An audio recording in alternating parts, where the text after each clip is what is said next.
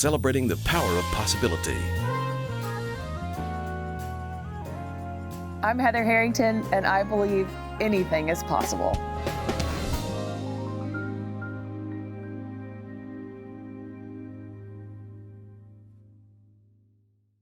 Welcome to Anything is Possible. I'm Halloran Hilton Hill.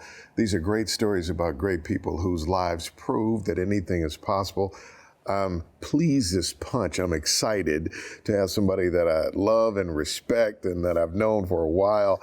Heather Cunningham is with us. Welcome to the broadcast. Hi, Hal. We go way back. Way back. Way back. I just celebrated my 19th anniversary. Can you believe that? No, because it goes by really quick. For people who don't know what you do, what do you do? Well, I go by Heather Harrington, so that's, you might recognize that name a little more.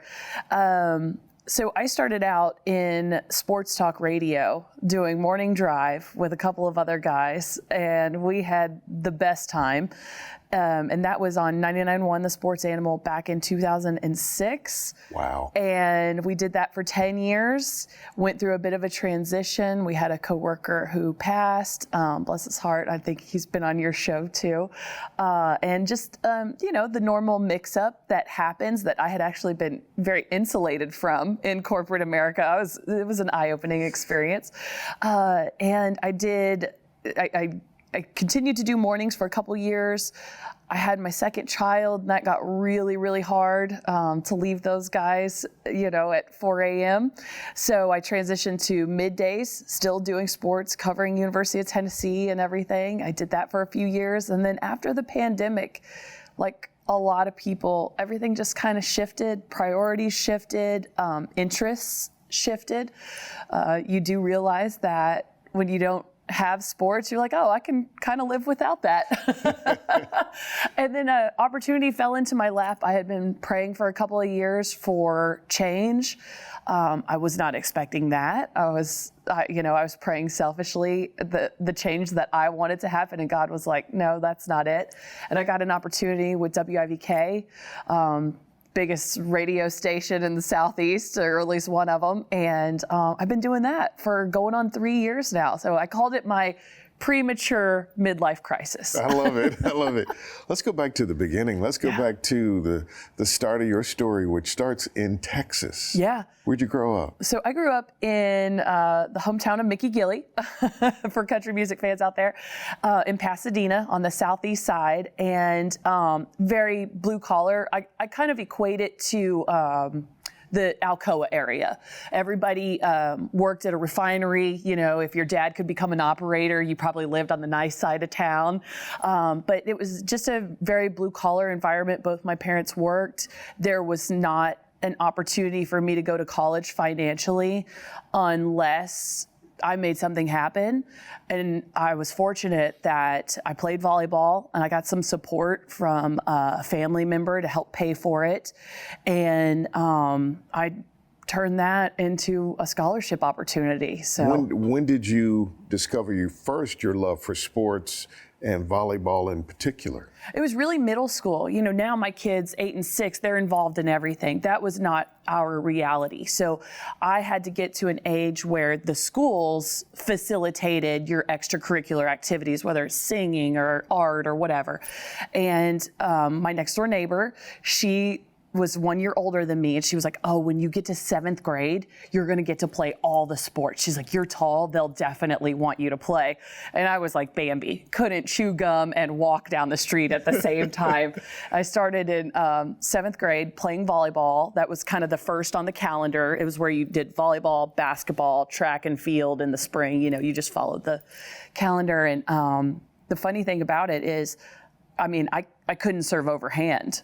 And this was back pre-rally scoring. So every side, you had to serve the ball to get a point, right. Basically like in tennis, and so it was like, there was one game and I served all underhand and I served 15 straight points. Like, I'll never forget that. And I was like, this is so fun. This is great. And so I think I was always competitive, even in elementary school. Like if we were doing time math tests, I wanted to be first. I would see somebody tying their shoes and I would untie my shoes to see if I could tie them faster than that kid. So there was always some sort of element of craziness in Do me. you have siblings? I do. A younger sister, yeah. Were you guys competitive? Probably, yeah. Okay. Yeah. Where do you think the competitive thing came from? I don't know. I mean, I think both of my parents are pretty driven. My dad played a lot of sports growing up, but I don't know. I really think it's one of those things that is born in you. So you start to play volleyball, this competitive thing starts to rise in you, and you decide to stick with that sport. Did you play basketball? I did, and I'll tell you this. I graduated high school at like 6'1", 120 pounds. So I was a skinny little thing. And I would get beat up pretty good on the basketball court. People be sweating on you, you know, you're like, I don't know that I like this. I like volleyball, you know, you'll get a little sweaty, but you know, it's not too bad. And so I was like, I think that's more my speed. There's a difference between loving it and then playing it well enough to get a scholarship to play. Yeah. Talk about that journey and that transition when you went from just loving to play to being like, no, I think I could be really good at this. I don't know if I ever truly realized, you know, what was ahead.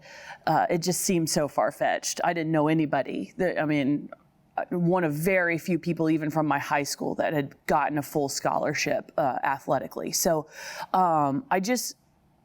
I remember my junior year, I was playing like basically an AAU, we call it club, and my coach came to me and she said, somebody wants to meet you after one of the big tournaments, just introduce themselves, and I didn't know what that was all about. And then come to find out, it was one of the recruiters, and that process was interesting because it got going my junior year, but I was actually kind of a late bloomer, and I didn't even sign scholarship paperwork until my senior year, which Wow. Now, you know, if you're not committed by the time you're a freshman, you probably don't have a spot. So all of that has really changed. But someone saw me perform really well at a tournament in Austin, and he called his buddy. I found all this out later on. He called his buddy and he was like, this girl is pretty good. I think she could play for you. She's too good to play for me. That's why I want you to come and look at her. And I got some attention from several different places, and Tennessee was where everything just kind of clicked into place. It was where it felt right. Possibility powered by Covenant Health, Home Federal, and the Knoxville News Sentinel. Now you can listen while you're on the go with Anything is Possible, the podcast.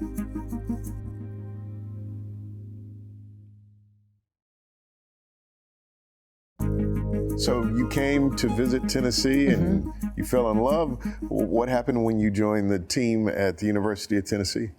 The biggest reality check of my life. Really? How so? Yeah, well, it definitely gave you a perspective of gratitude. I was one of those that I didn't think my parents knew anything. You know, why were they bossing me around? Why were they trying to ruin my life? And they, you know, just all the negatives, and you don't realize the laundry that gets done and the facilitation of your dreams that happens, that your parents are trying to make happen. And I called my mom like 2 weeks into preseason camp. And this was before like summer school was a big thing. So when you were in preseason camp, it was you here at Tennessee, you, the football team, and the band. And those were and then everywhere else was like a ghost town. And so I called her like 2 weeks in, and I was like, I really just want to come home. This is really hard. I don't think I can do it. And she was like, well, we just got a bill that said, you know, $22,000, balance due $0. She's like, I hung it on the fridge, so I would like you to stay.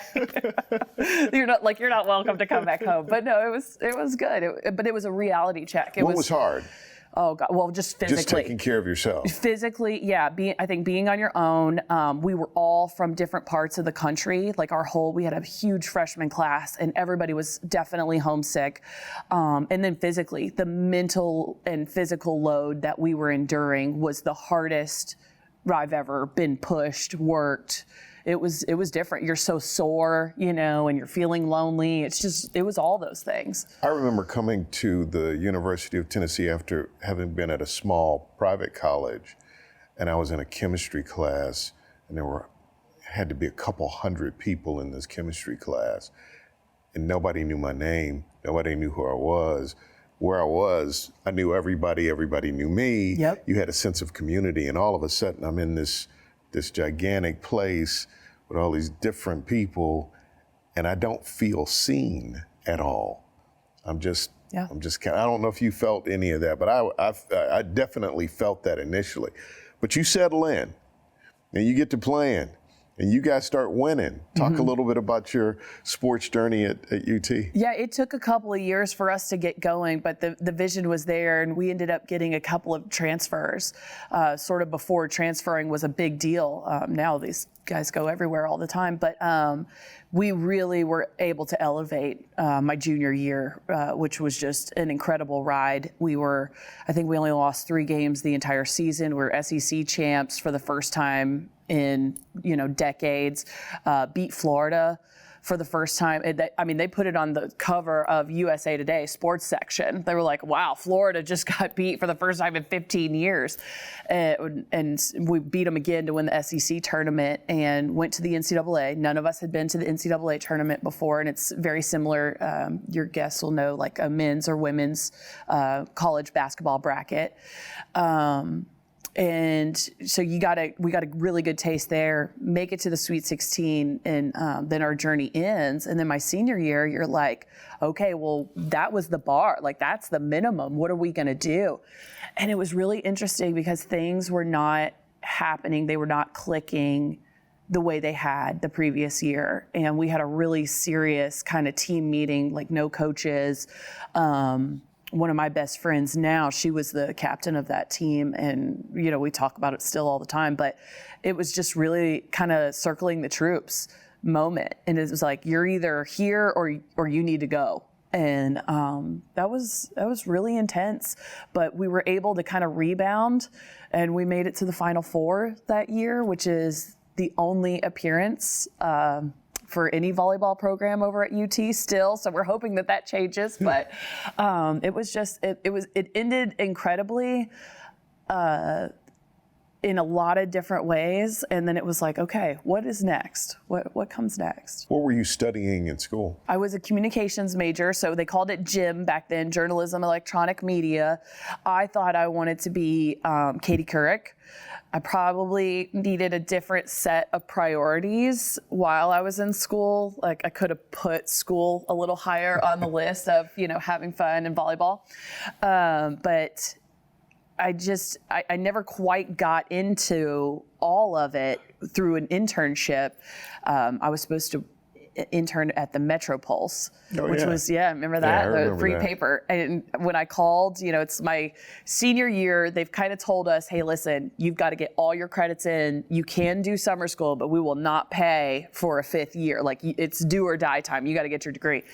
And so you had to do this practicum in order to graduate. And I call the number that I had been provided. I was like, hi, my name's Heather. I'm super excited about coming and working for you guys. And you would have thought I called the New York Times front desk and was like, hey, I'm showing up tomorrow. And he was like, I don't know who told you this, but you don't just get an internship with the Metro Pulse. And I made my first critical error, Hal. I was like, isn't this the free paper? Wow. So I stuck my foot in my mouth there, but no, it all ended up working out because while that never materialized, I called Dr. Swan kind of in a panic, the head of College of Communications, and he was like, hold on, let me call Jimmy Himes and Mickey Dearstone over at the Sports Animal, and they were able to find a spot for me. Great people. So did you believe you wanted to be on the news side or the sports side? I really thought I wanted to be on the news side, but now knowing what I know about myself, again, I think it's a God moment. It's one of those forks in the road where he was guiding me to the avenue that fit my sports is low stakes in the grand scheme of life. Like, I know it's all live and die and why did they call this play on this down, and we take it super seriously. But at the end of the day, it's sports and it's fun and it's great. News would have been really hard for me just because I'm an empath and I can't disassociate. So whatever I would have been covering, I would have been carrying that with me. So I think you kind of have to be like a doctor in that regard, where when you stop filming, you're able to kind of cut off the emotional ties.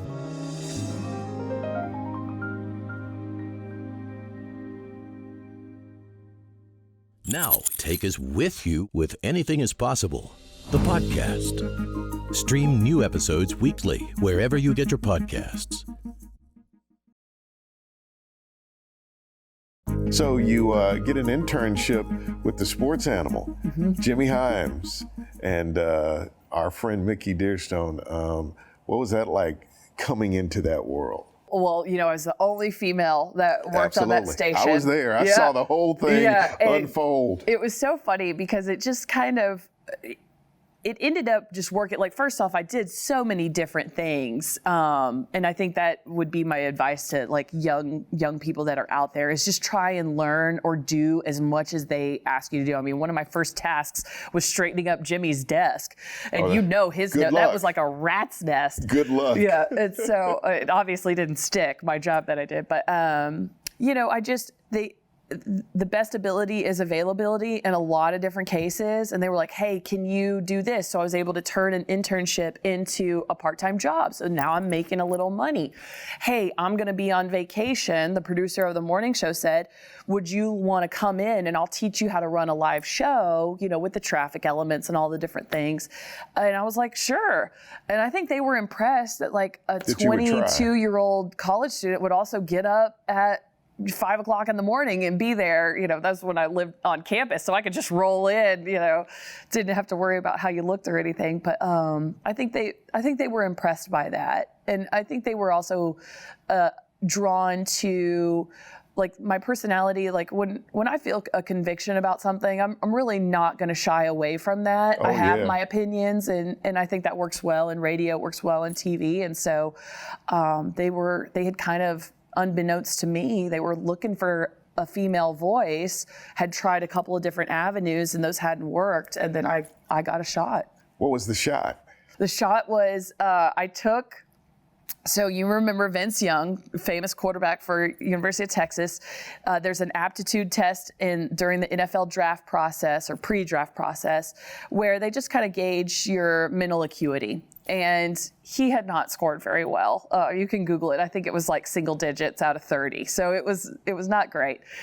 And we were kind of bantering back and forth about that. And they were like, well, we're going to come back from break. And I found a sample on the internet. We're going to give Heather the test on the air.